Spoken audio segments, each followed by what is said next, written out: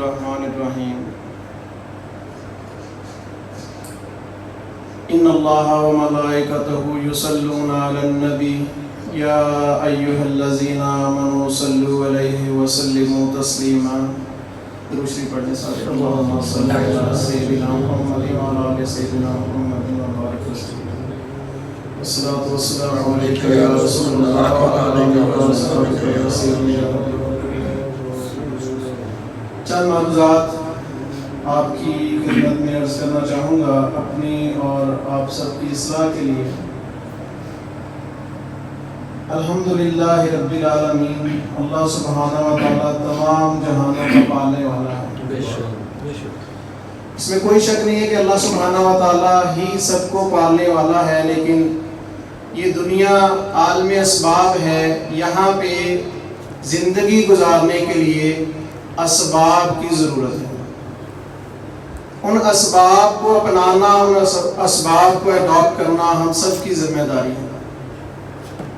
کوئی بھی انسان جب رزق حلال کمانے کے لیے نکلتا ہے تو اسے ضرور اپنے آپ سے سوال کرنا چاہیے کہ اس کے کمانے کا مقصد کیا ہے. جب وہ اپنے گھر سے نکلے تو وہ دیکھے کہ رزق حلال کمانے کے لیے میں نکلا ہوں، اس کا مقصد کیا ہے. سب سے پہلا جو مقصد ہے وہ آپ کی اپنی ذات ہے. بنیادی طور پہ اپنے اخراجات اٹھانا، اس کے لیے کوشش کرنا، یہ آپ پہ ہم پہ فرض ہے، تاکہ ہم کسی کی طرف نہ دیکھیں، کسی کی طرف ہمیں ہاتھ پھیلانا نہ پڑے. اپنی ذات کے ضروری اخراجات پورے کرنے کے لیے رزق حلال کمانا ہم پہ فرض ہے.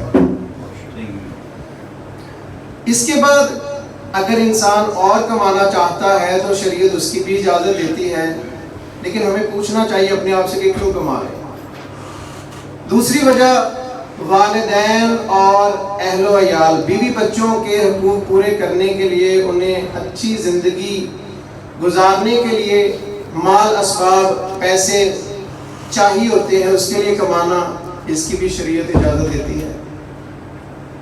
میری زندگی بڑی اچھی گزر رہی ہے، میرے پاس گھر ہے، گاڑی ہے، میرے بچوں کی زندگی اچھی گزر رہی ہے، میرے والدین کی خدمت کا اللہ سبحانہ و تعالیٰ نے مجھے موقع دیا ہے.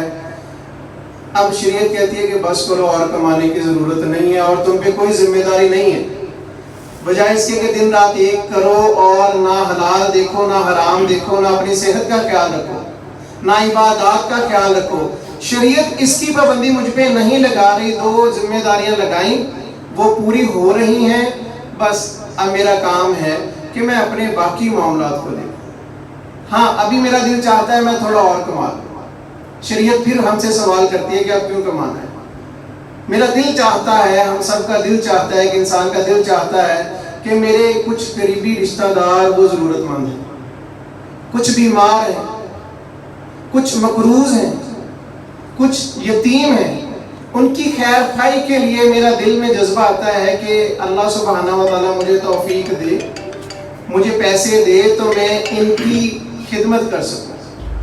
اگر تیسری نیت آپ یہ رکھ کے کما رہے ہیں تو شریعت آپ کو پھر اجازت دے گی. لیکن اس کے ساتھ ساتھ ایک آپ کو خوشخبری سنائی جا رہی ہے کہ یہ تیسری نیت کر کے جب آپ کمانا شروع کریں گے تو اب آپ کا رزق بڑھے گا نہیں، ملٹیپلز میں جائے گا. اب تیسری جب آپ نے ذمہ داری اپنے کندھوں پہ لے لی تو اب آپ کا رزق وہ جو 10 گنا کی قید ہے یا 10 گنا کی خوشخبری ہے وہاں تک محدود نہیں رہے گا. تیسرے پارے میں قرآن کریم میں اللہ سبحانہ و تعالیٰ فرماتا ہے، مفہوم یہ ہے کہ اگر اللہ سبحانہ و تعالیٰ چاہے تو اس کو 700 گنا تک کر دے. آگے پھر فرمایا کہ یہ حد نہیں ہے، اس سے زیادہ اللہ سبحانہ و تعالیٰ جسے چاہے بے حساب عطا کرے.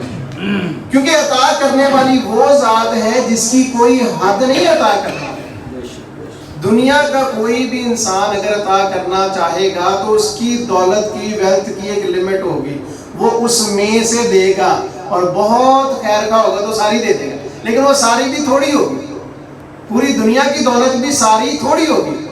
انسان کے لیے نبی کریم صلی اللہ علیہ وآلہ وسلم نے فرمایا کہ انسان ایسا ہے، اس کی لالچ ایسی ہے کہ اگر اللہ سبحانہ و تعالیٰ ایک انسان کو ایک وادی سونے کی عطا کرے، دو پہاڑوں کے درمیانی جگہ کو وادی کہا جاتا ہے، اگر ایک پہاڑی اس کو سونے کی عطا کرے اللہ سبحانہ و تعالیٰ، جو اس کے لیے اور اس کی نسلوں کے لیے کافی ہو، وہ پھر یہ خواہش کرتا ہے کہ کاش میرے پاس ایک اور وادی ہوتی سونے۔ یعنی انسان نے کبھی اس کا دل نہیں بھرتا، کبھی بھی یہ سیر نہیں ہوتا ہے دولت سے، انٹل ادروائز آپ کسی ایسے شخص کے پاس بیٹھیں جو سیر ہو چکا ہے، جو دنیا کو دل سے نکال چکا ہے، جس نے یہ پریکٹس کر لی ہے، جو یہ پریکٹس کر چکا ہے، جب ہم اس کے پاس بیٹھیں گے، سادی سی بات ہے، اگر میں نے کیمسٹری سیکھنی ہے تو میرے استاد محترم بیٹھے ہیں، میں ان کی بارگاہ میں بیٹھوں گا، بایولوجی سیکھنی ہے، میرے استاد محترم بیٹھے ہیں، میں ان کی بارگاہ میں بیٹھوں گا، میتھمیٹکس سیکھنا ہے، اسی طرح جس سبجیکٹ میں میں مہارت یا اپنے آپ کو تھوڑا بہتر کرنا چاہتا ہوں، میں اس سبجیکٹ کے ماہر کے پاس بیٹھوں گا۔ جو میں اللہ سبحانہ و تعالیٰ کا قرب حاصل کرنا چاہتا ہوں تو میں اس کے پاس بیٹھوں جس کے بارے میں اللہ سبحانہ فرما دے کہ یہ میرا دوست ہے، تو دوست کا دوست دوست ہو جاتا ہے۔ تو ہم اپنی کوشش میں یہ چیزیں رکھیں کہ پرائورٹی میں قصہ مختصر کہ ہم دیکھیں ہم کیوں کما رہے ہیں، اپنے لیے، والدین بیوی بچوں کے لیے۔ اگر تیسرا مقصد نہیں ہے تو پھر ہم لوٹ آئیں اللہ سبحانہ و تعالیٰ کی بارگاہ میں، قرآن کریم کو اپنے فرض نمازوں کو ٹائم دیں۔ مقصد یہ نہیں ہے کہ اگر آپ تیسرے کام میں پڑ گئے تو ان سے آپ کی جان چھوٹ جائے گی، یہ فرائض ہیں۔ آج کل یہ بڑا مسئلہ ہے کہ ایک انسان خیر خائی میں اتنا آگے چلا جاتا ہے، اتنا آگے چلا جاتا ہے کہ وہ صبح دوپہر شام سحری افطاری میں لگا ہوا ہے، خیر خائی میں مساجد بنانے میں لگا ہے، لیکن اگر آپ اسے نماز کی دعوت دیتے ہیں تو وہ کہتے ہیں بس یار مجھے پتا میں لگا ہوں، حالانکہ ایسا نہیں ہے۔ جو فرض اللہ سبحانہ و تعالیٰ نے ہم پہ کر دیا ہے وہ ہم نے ادا کرنا ہے، اس کا کوئی نعمت بدل نہیں ہے۔ اس کی ایک اور مثال، ہم لاکھوں کروڑوں روپیہ جو ہے سحر و افطار میں اور خیر خائی میں اور اس کے ساتھ ساتھ باقی جو نیک کام ہے صدقہ و خیرات کرتے جائیں، اور اگر زکوٰۃ کا کہہ دیا جائے تو ہم کہیں وہ بڑا پیسے دے دیتے ہیں، بہت خدمت کرتے ہیں لوگوں کی۔ لیکن اگر ہم ذمہ داری کے ساتھ اپنی زکوٰۃ کیلکولیٹ کر کے جس کو زکوٰۃ ادا کی جانی چاہیے، جو حقدار ہے، اسے نہیں دے دے تو ہماری زکوٰۃ ادا نہیں ہوئی۔ اگر ہم لاکھوں کروڑوں روپے اللہ سبحانہ و تعالیٰ کی بارگاہ میں صدقہ کر رہے ہیں تو پھر بھی وہ ایک جو ہم پہ فرض چیز ہے ہم اس کو ادا جب تک نہیں کریں گے، ہم اس لیول پہ نیکی کی جو روح ہے اس کو نہیں پا سکے۔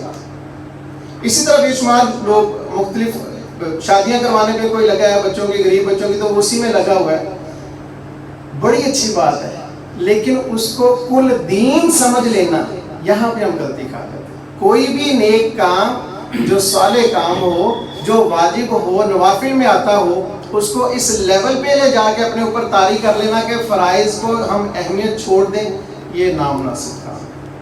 اللہ سبحانہ و تعالیٰ کی بارگاہ میں دعا ہے کہ اللہ سبحانہ و تعالیٰ ہمیں ایسے مواقع عطا کرے کہ ہم دین کو سمجھیں، دین کو سمجھنے کے بعد اپنی بساط تک اس پہ عمل پیرا ہوں۔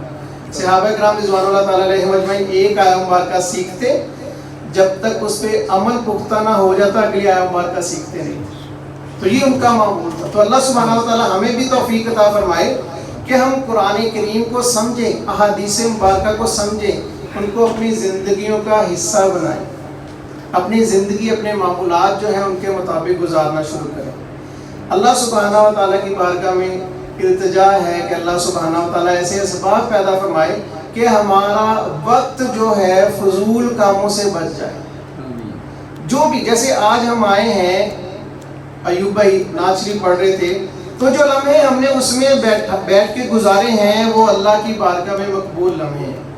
کم از کم ہم غیر ضروری، فالتو، فضول اور گناہ کے کاموں سے بچ کے اتنا ٹائم، تو جتنا بھی ہمیں موقع ملے، جہاں پہ بھی قریب ترین ایریا میں، مسجد میں، کسی اور اجتماع میں، کسی ویسے ہم دوست کو سمجھتے ہیں کہ یہ بظاہر اللہ کے قریب ہے، वासिफ अली वासिफ रहमतुल्लाह ताला अलैह फरमाते हैं कि अगर तुमको गुमान वहम भी हो जाए ना कि ये बंदा अल्लाह के करीब है तो उसके करीब हो जाए, क्योंकि जो अल्लाह के करीब है अल्लाह के करीब वो आपको कर देगा इंशाअल्लाह। तो हम कोशिश करें कि वो हमारे बुजुर्ग फरमाते हैं कि पानी पिए पुन के रहनुमा पढ़िए चुन के। ज़रूर हमें किसी, जैसे हमें कोई भी सब्जेक्ट है, मैंने अकाउंट्स को पढ़ना है, मैंने इवन उर्दू पढ़नी होती है, छोटे बच्चों ने, बड़े स्कूलों के जो बच्चे हैं उन्हें उर्दू नहीं आती बाज़ का, तो उर्दू पढ़नी होती है तो उन्हें एक ट्यूटर की ज़रूरत होती है। हम समझते हैं कि कुरान करीम, नमाज की अदायगी, ज़कात की अदायगी हमें आती है, तो ऐसा नहीं है।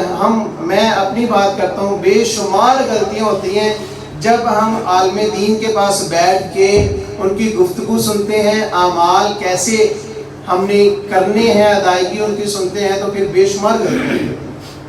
चूँकि वक्त मुख्तसर है तो अब मैं दुआ के लिए इल्तिजा करूँगा महमूद साहब से कि दुआ फरमाएं। जिन जिन दोस्तों ने दुआ के लिए कहा सबके आपकी बात में बिस्मिल्लाहिर्रहमानिर्रहीम, अल्हम्दुलिल्लाहि रब्बिल आलमीन, वस्सलातु वस्सलामु अला रसूलिहिल